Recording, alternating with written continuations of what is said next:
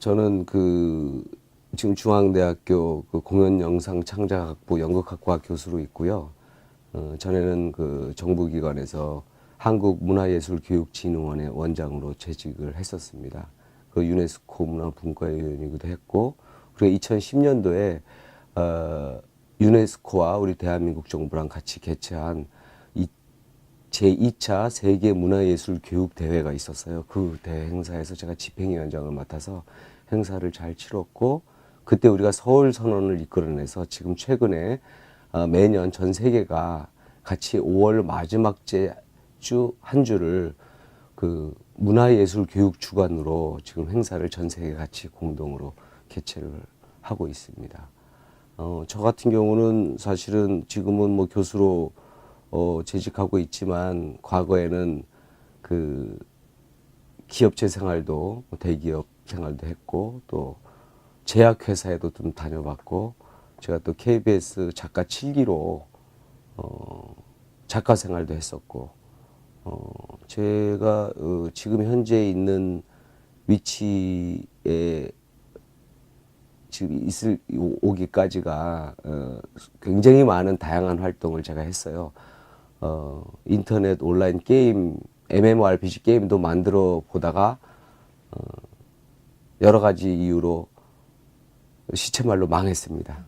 망했고, 그 다음에 영화사회도 다녀봤고, 극단도 경영해봤고, 지금은 이제 탈북한 대학생들을 돌보면서 그들과 함께 문화사업을 남북 청소년들이 함께하는, 대학생들이 함께하는 뭐 연극도 같이 만들고 있고, 다양한 활동을 하고 있습니다.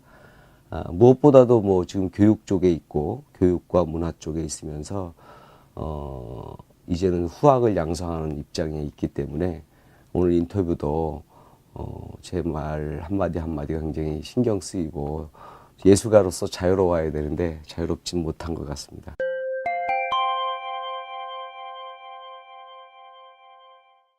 사실 인성이라는 것 자체가 인간이면 누구나 갖춰야 될 어떤 도의라 그럴까요? 그러니까 사람과 짐승이 있다면 사람과 짐승이 분명히 다른 게 있을 겁니다. 그래서 우리가 좀 못된 사람한테 말할 때 이 금수만도 못한 사람이라 그러는, 그러니까 새나 짐승보다도 못한. 근데 그들도 효도도 하고 그들도 자기들끼리 비폭력적으로 서로 조화롭게 사는 그 어떤 짐승들도 그런데 우리 인간들이 서로가 자기가 조금 더 갖기 위해서 내지는 자기 어떤 개인의 어떤 불만이나 개인의 스트레스를 다른 쪽으로 전환하기 위해서 폭력 행위를 한다거나 조화롭지 못하게 사는 사람들이 많죠. 그래서 우리가 인성이라고 얘기하는 거는 사람 됨됨이의 본연의 모습을 찾아주는 일이라고 생각하는데 지금 그 인성 교육이 우리가 대학 입시를 위한 경쟁 교육이라든지 그다음에 학점이나 애들 성적을 줄 세우기라든지 해서 개개인의 창의성, 그다음에 개개인의 어떤 개별성, 자기 어떤 학생들의 어떤 자기 특질들이 개별적으로 있는데 그것을 다 획일화시켜버린 거죠. 그 획일화시켜버린 것을 다시 원래의 모습대로 돌려놓는 것이 이제 인성교육입니다. 그래서 지난 정부도 마찬가지고 지금 현 정부도 청소년들에 대한 인성교육이 굉장히 중요하게 지금 생각을 하는 거거든요. 그래서 인성 그러면은 사람이 사람으로서 도의 바른, 그러니까 도리와 의리를 합치면 도리가 됩니다. 도의 바른 사람. 그러니까 어제의 은혜를 기억해서 갚아야 되는 것. 그 인간의 도리거든요. 그게 이제 부모님한테 효도하는 거, 선생님한테 배운 거에 대해서 은혜에 감사하는 거, 자기가 어려울 때 도와준 사람에 대해서 은혜를 잊지 않고 고마워하고 그 보답을 하려는 마음. 그 다음에 의리라는 거는 미래의 가치를 공유하는 거거든요. 미래의 꿈을. 그러니까 도리와 의리를 합쳐서 도의라 그러는데 도의 바른 사람이 되는 것. 그것이 인성교육의 시발점이고 종착점이라고 생각을 합니다.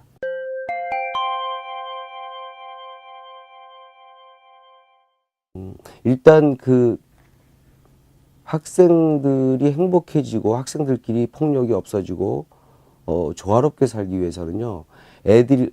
아이들의 발전 단계마다 통과 의례라는 어떤 통과 의례를 잘 보내게 해줘야 됩니다. 그러니까 초등학교 1학년에서 2학년 올라가는 거, 3학년 올라가는 거, 내지는 초등학교 6학년에서 중학생으로 진입하는 이 단계별로 통과 의례의 어떤 그 리추얼이 있어요. 근데 그 리추얼이 제대로 지켜지지 않고, 그러니까 예컨대 이제 인성, 그 애들의 그 행복을 주기 위해서는요, 아이들이 주도적으로 자기들끼리 무엇을 할 수 있는 기쁨의 기회를 줘야 돼요. 근데 그게 안 되고 부모님에 의해서 내지는 선생님에 의해서 그 부분들을 좀 그 강제적으로 이렇게 길러진다 그럴까? 그럴 때 애들이 기쁨을 나눌 수가 없는 거예요. 그러다 보니까 자기 개인이 갖고 있는 스트레스를 타인에게 어떤 죄책감도 없이 그 일을 행하게 되는 거죠. 그리고 월요일에 많은 이유가 있겠죠. 왜냐면 그 월, 화, 수, 목, 금의 이 패턴에서 그 토요일, 일요일을 지내고 나면은 그 빈 공간에 그 리멘의 공간이라 그래요. 전문 용어로. 그러니까 A라는 공간에서 B라는 공간으로 넘어가기 전에 문지방 같은 공간이 있어요. 그러니까 이제 사춘기에서 성인이 되기 위한 공간들, 뭐 이런 것처럼. 그럼 한 주일에 리멘의 공간은 토요일, 일요일입니다. 그래서 주일날 뭐 교회도 가기도 하고 각자 종교 활동도 하고 등산도 가고 해서 그쪽에서 뭔가 조화로운 기쁨을 만들어지면 월요일이 행복해져요. 근데 집에서 주로 부모님한테 스트레스를 많이 받겠죠. 그리고 제대로 통과 의례를 못 거치고 리멘의 공간을 잘못 지나서 월요일 날 오니까 만만한 게 자기 친구들이니까 괴롭히는 겁니다. 그러니까 그 주말을 얼마나 행복하게 보냈느냐에 따라서 애들 월요일에 미소가 낯빛이 달라지는 거거든요. 그래서 월요일 날 그런 폭력 사고가 많은 겁니다. 그래서 리멘의 공간을 잘 보내야 된다. 그러면 행복해질 거다. 그리고 아이들이 놀이의 방법을 잘 몰라요.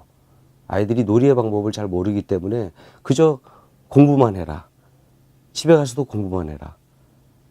아이들에게 어떤 자발적으로 자기가 뭘 행복의 기쁨은 자기 성취 욕구에서 나오는데 뭘 성취해야 될지 모르는 거예요. 자기가 유일하게 할 수 있는 건 뭐예요? 친구들끼리 좀 다투고 주먹이 세면 좀 때리고 셔틀 시키고 그러면서 애들 슬픔을 자기의 슬픔을 타인의 슬픔으로 또 전이시키는 거죠. 그러니까 학교는 행복하지 않아요. 그래서 그걸 바꾸기 위해서 인성교육도 중요한 거고 창의교육도 중요한 거고 그런 어떤 뭐 여러 가지 기부를 통한 어떤 학생들의 기쁨을 주기 위한 여러 가지 사회적 장치들 이런 게 필요하다고 생각합니다.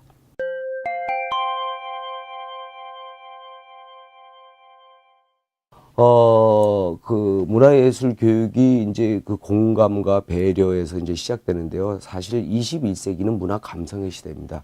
지난 20세기가 이를테면 그 경쟁과 그 다음에 어떤 대결의 시대였다면 21세기는 공감과 배려의 시대거든요. 그래서 그 배타적 냉전의 시대에서 이제는 조화롭게 연대하는 시대로 21세기 지구촌 공동체가 옮겨가고 있어요. 근데 지금 21세기의 문화 감성의 시대임에도 불구하고 지금 우리 현재 교육은 그렇지 않아요. 그러니까 20세기의 교육 방식이 아직 여기 적용되고 있는 거죠. 그러니까 20세기에 필요한 거는 국민 교육의 시대처럼 우리가 굉장히 못 살았기 때문에 전 국민의 문맹률을 퇴치해야 되고 아주 공장에 가서 취업을 해야 되고 그래서 찍어내기 교육을 했던 겁니다. 강제적으로 암기해야 되고 그래서 빨리 취업 일선에 나가고 산업 일선에 나가서 우리가 먹고 살아야 되기 때문에 국민 교육을 안 할 수가 없었어요. 그때는 암기를 해야 됩니다. 근데 지금은 이제 창의성의 시대가 왔고 21세기 새로운 문화 경쟁의 시대인데 찍어내기 교육으로는 그러니까 우리가 뭐 수능 올림피아드 뭐 수학 올림피아드 모든 대회 나가면 고등학교까지 다 1등을 해요. 그러나 대학교 딱 들어가면 자기 스스로 주도 학습을 해야 되는데 못하는 겁니다. 그래가지고 점점 뒤처지기 시작해서 한 30대쯤 되면 30대 우리 대한민국의 경쟁률은 세계랑 거의 비슷해져 버리는 너무 안타깝게 되는 이런 현상이 오는 거죠. 그래서 이제는 창의성의 더듬이를 개발시켜 줘야만 이제는 이제 뭐 빅헤드들만 살아남는 그런 시대가 아니라 롱테일 아주 긴 꼬리에서 다양한 산업이 만들어져서 거기서 어마어마한 생산성이 나오고 그것을 통해서 국민이 행복해지고 국민 경제가 발전돼야 되는 거거든요. 그러기 위해서 공감과 배려의 교육이 이제 필요한 거죠. 그러니까 문화예술 교육은 경쟁은 하지만 일종의 승자와 패자가 없는 경쟁을 하는 겁니다. 그러니까 문화예술 어떤 그림이든 어떤 음악이든 누가 잘했다 못했다 컨테스트 할 수는 있을지 몰라도 이를테면 이제 올림픽으로 비유하면요. 이상화는 기록 경기잖아요. 그 기록 경기는 정확히 기계가 찍어내는 겁니다. 그래서 이상화는 여제라 그러죠. 전쟁에서 이긴 겁니다, 진짜. 근데 김연아는 여왕이라 그래요. 이건 컨테스트이기 때문에 조금 심사위원이 볼 때 마음에 안 들면 마음에 안 들면 어쩔 수 없는 거예요. 그것처럼 우리 문화예술은 마음에 안 들 수는 있어도 우열을 가리는 게 굉장히 쉽지는 않다.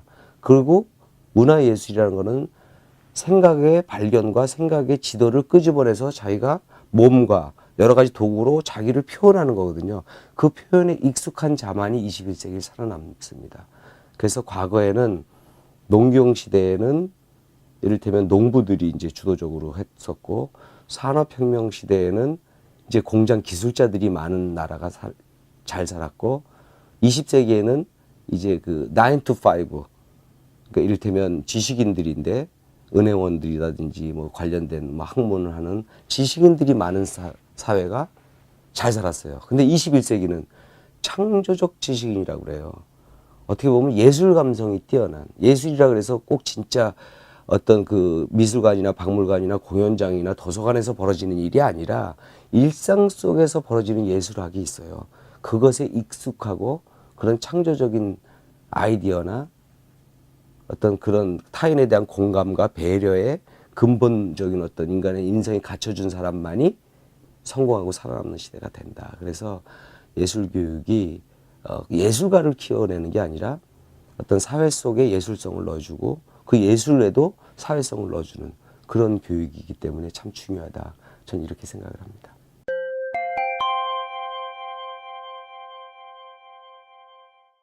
그래서 이 학생들에게 좀 추천해주고 싶은 책은요, 두세 권 있습니다. 첫째, 그 생각의 탄생이라는 책이 있어요. 그 생각의 탄생이라는 책을 읽어보면 굉장히 많은 어떤 예술가들의 이야기를 통해서 그들의 삶, 그 다음에 창조성에 대한 이야기가 많이 나옵니다. 그래서 생각의 탄생이라는 그 책을 좀 읽었으면 좋겠고요. 그 다음에 이제 21세기는 비트 시대입니다. 과거는 아톰 시대로 물질로 만져지는 시대인데 21세기는 비트 세계로서 만져지지 않지만 존재하는, 그러니까 사이버 시대가 열리는 거거든요. 그것을 안내해주는 Being Digital, 그러니까 니콜라스 네그로폰테가 쓴 우리나라로 번역한 거는 디지털이다. 그러니까 디지털 시대를 이해하는 디지털에 대한 책, 디지털이다라는 책도 좀 읽어봤으면 좋겠고, 그 다음에 마지막으로 그동안 우리가 인간의 몸이 이제 미디어였어요. 입이 미디어였고, 귀가 미디어고, 손짓 발짓이 미디어였는데, 감각의 확장이라는 건 이제 애들이 깨달아야 됩니다. 학생들이. 그래서, 마샬 맥루한이 쓴 그 미디어의 이해.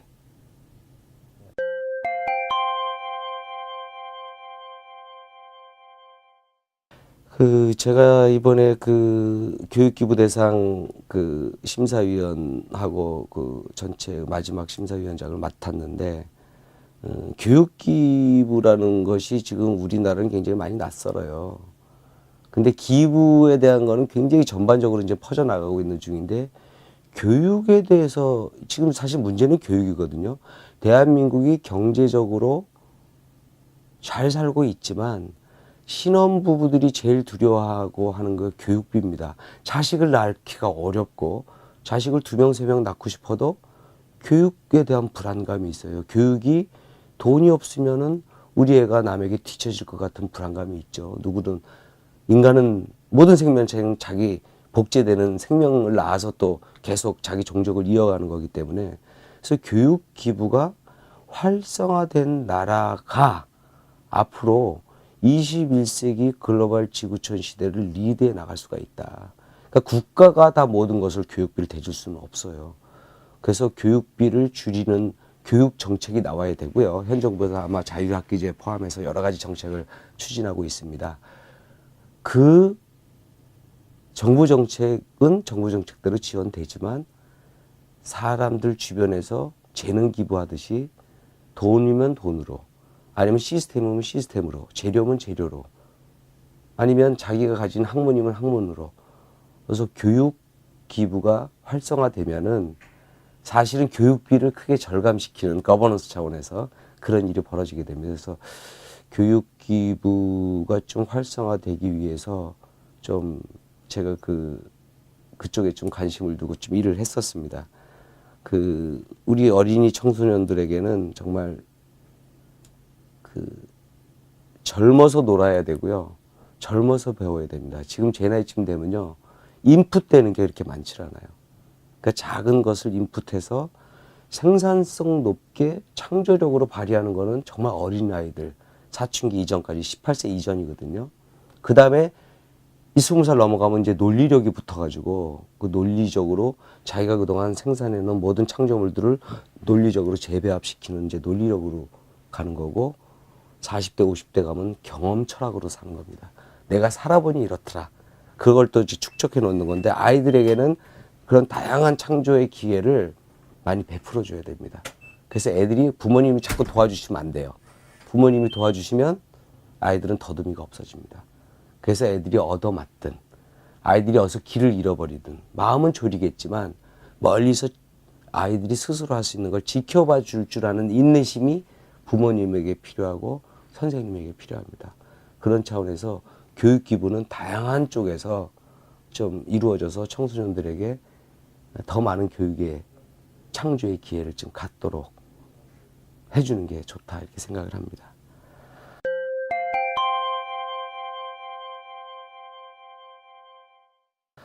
그래서 이제 3월을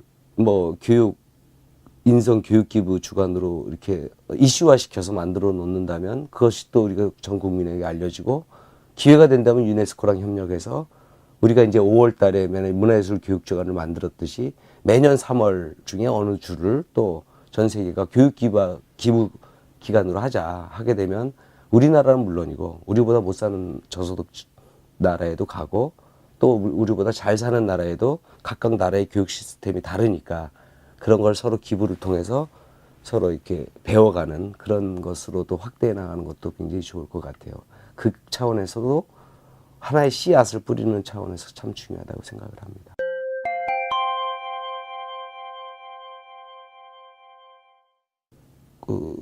좀 기성세대로서, 아버지로서 좀 해주고 싶은 말은